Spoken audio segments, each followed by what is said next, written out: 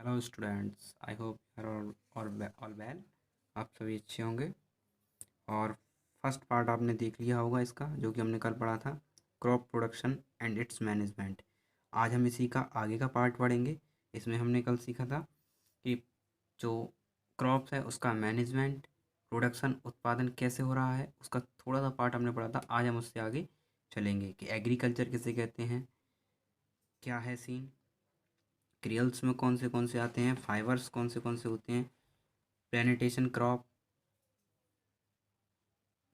Crop, oil seeds, pulses, tuber crops, root crops, spice, sugar crop, ये सभी हमने कल पढ़े थे। आज नेक्स्ट हम डिस्कस करेंगे क्रॉप सीजन। क्रॉप सीजन क्या होता है? फसलों का भी एक टाइम पीरियड होता है, सीजन होता है, उसी पर हम किसी भी क्रॉप को कर सकते हैं। लाइक दैट, अभी हमने गेहूं का फसल हुआ था, उससे पहले आलू का हुआ था। Same way, the crop of grown the crop of grown on ground or in water, and what we obtain from the crop is called produce. Based the season, there are two main crops season in India. Season के ऊपर depend season की dependency के ऊपर हमारे यहाँ दो main season है India में। और क्रॉप के दो मेन सीजन कौन से हैं? एक तो है फर्स्ट पार्ट खरीफ क्रॉप्स, जिसे हम बोलते हैं kharif crop. These crops are based on south west monsoon and are grow during June to October. Kharif crops कब से होती है? जो इम्पोर्टेंट टॉपिक है याद करने वाला हमें क्या है, जून टू अक्टूबर। जून से लेकर अक्टूबर के महीने तक ये खरीफ क्रॉप्स होती हैं। इसमें कौन सी होती है? पेड़ी, धान, मेज, मक्का, कॉटन, रुई। एग्जाम्पल्स ग्राउंड नट, और भी कुछ एग्जाम्पल्स हैं इधर।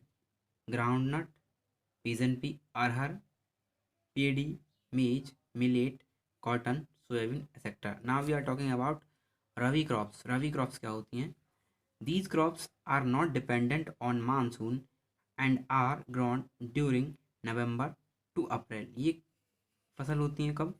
नवंबर से लेके अप्रैल तक। रवि क्रॉप्स याद रखेंगे इसको। रवि क्रॉप्स नवंबर से लेके अप्रैल तक होती हैं। एग्जाम्पल वीट, गेहूँ अभी कट रहे हैं, सभी ने देखे होंगे।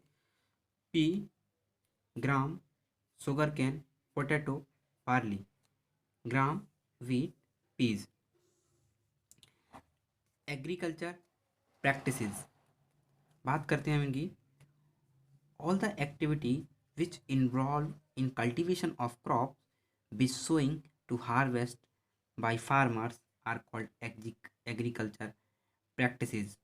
एग्रीकल्चर प्रैक्टिसेस क्या होती हैं? कल्टीवेशन, एक बीज हमने जब से बोया उसकी फसल तैयार होकर जब तक कटता है उसे हम एग्रीकल्चर प्रैक्टिसेस कहते हैं। The tools required in agriculture practices are known an agricultural implements. जितने भी हार्वेस्टिंग में टूल्स यूज होते हैं उन्हें हम एग्रीकल्चर इम्प्लीमेंट्स कहते हैं।